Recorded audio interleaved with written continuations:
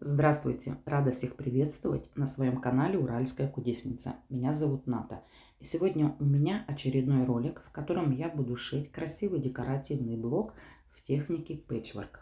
А работать я сегодня буду вот с такими непослушными тканями. Здесь у меня отрезы атласа, шифона и креп-атласа. Ткани скользкие, непослушные. Итак, сейчас мне надо выбрать те ткани, из которых я смогу выкроить каждого цвета по 4 квадрата размером 15 на 15 сантиметров. Вот по этому шаблону.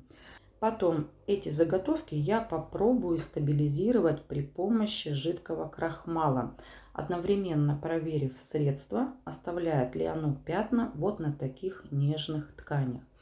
А также мне нужна будет основа. Конечно, с такими тканями нужно работать по основе. Основу я выкрою из старенькой простыни. Ей я уже не пользуюсь. И это тоже будут квадраты размером 15 на 15 сантиметров в количестве 4 штук.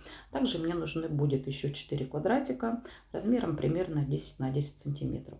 Заготовки я все свои выкроила, ткани обработала. И что хочу сказать.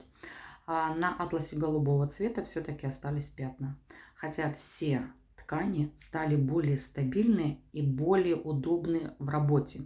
Но вот голубой атлас повел себя по-другому, на нем видны пятна. И это я, конечно, учту в следующем своем пошиве. Сейчас покажу вам поближе. Вот смотрите. Видите, пятна видно. Это не есть хорошо. Конечно, я их уберу и буду работать дальше. Но я продолжу работу. Все эти квадраты я сложу треугольничками и немножко обработаю утюгом. Пришивать эти треугольники я буду в строгом порядке. Начиная от темного цвета, темно-вишневый, и закончу голубым цветом, чтобы у меня получился определенный рисунок. Итак, приступаю. Сначала я к основе в серединку пришью вот этот маленький квадрат. Сделаю строчку на машине и затем уже буду пришивать все 4 треугольника. Все 4 заготовки делаются одинаково. Итак, сначала возьму треугольник темно-вишневого цвета, четко совмещаю все углы с заготовкой. Посмотрите, помогу себе булавочками, чтобы при работе на машинке эти заготовки не сместились. Дальше я буду пришивать треугольник терракотового цвета, а затем идет малиновый и завершает всю эту композицию треугольник голубого цвета. Все они пришиваются одинаково. Итак, строчку на машине я уже проложила. Теперь возьму утюг, отгибаю вот так край и хорошо проутюживаю. Вот здесь вот эту арку можно сделать более глубокой, менее глубокой. Здесь все зависит от вас, что вы хотите видеть в итоге. Но и, конечно, это все зависит от того квадрата, который у вас пришит в центре на заготовку. Если квадрат большой, то эти арочки можно делать очень большими. Если квадрат маленький, то и арки надо делать все-таки маленькими. Итак, после каждого пришивания треугольника я буду загибать его самую большую сторону. Здесь она у нас выкроена по косой, загибается хорошо и проутюживать. Итак, с вишневым треугольником я поработала. А с такими тканями, конечно, лучше помогать себе булавочками и работать на гладильной доске, которая имеет подложку, чтобы булавочки туда хорошо вкалывались. Сейчас пришиваю треугольник терракотового цвета, также затем отогну и обработаю утюгом. Посмотрите, что в итоге у меня получилось. Затем идет малиновый цвет, все то же самое, и завершает композицию, как и говорила, треугольник голубого цвета. Вот чтобы шить такой блок, девочки, надо сначала, конечно, поиграть с цветом. Какой цвет вы будете использовать, в какой последовательности, все ваши блоки, сшитые в такой технике, будут совершенно разные. Все заготовки у меня готовы, и, как оказалось, все-таки при пошиве атлас малинового цвета был самый капризный. На одной заготовке у меня получились защипы, хотя ткань была обработана, как бы я ни старалась, но защипы есть. Сразу скажу, в готовом изделии это видно не будет. Итак, я расположила эти заготовки в таком порядке, в котором бы хотела видеть готовое полностью свое изделие. Голубые треугольники у меня по краям. Но посмотрите, какой еще можно сделать красивый блок. голубые треугольники в середине. А если в серединку добавить еще какой-нибудь блок, сейчас положу лист белой бумаги, и вы поймете, о чем я говорю. Получится совершенно другое красивое арт-полотно. И вообще, с такими заготовками много можно создать красивых оригинальных узоров. Все зависит от цвета ткани, который вы используете, от количества заготовок. И, конечно, будет еще зависеть от этих арочек, насколько они у вас будут большие, насколько будет видна серединка. Но я буду все-таки работать с первым вариантом, который вам показала. Когда голубые треугольники будут по краям. Мне все-таки такой вариант нравится больше.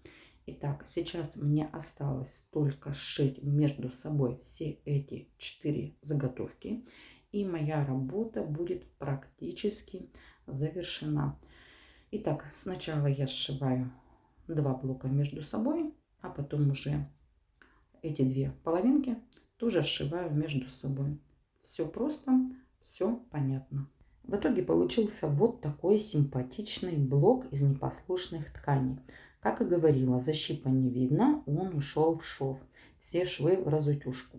Я шью декоративную подушку, поэтому с этим блоком я еще поработаю. Взяла ткань серого нейтрального цвета. Это ткань для мебели. Взяла специально серый цвет, чтобы все-таки акцент на этой декоративной подушке был только на этот красивый и яркий блок. Выкроила полоску ткани шириной 8 сантиметров. Сейчас ее обошьем. И одна сторона декоративной подушки у меня будет уже готова. Но сделаю, конечно, основу. Мне надо закрыть все эти швы, которые получились при пошиве самого блока.